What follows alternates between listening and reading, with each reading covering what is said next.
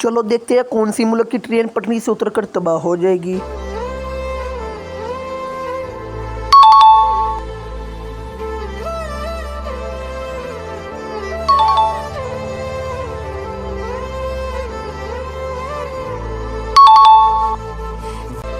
मुझे लगता है इंडिया की ट्रेन पटरी से उतरकर तबाह हो जाएगी। इसे देखने से पहले अगर आपको ये फोटो अच्छी लगी, वीडियो को एक लाइक, चैनल को सब्सक्राइब कर देना है। ऐसा नहीं करेगा सच्चा मुसलमान नहीं होगा। आप हिंदू या मुसलमान कमेंट बॉक्स में जरूर बताना। लास्ट में तो सच में इंडिया की ट्रेन पटरी से उतरकर तबाह हो गई।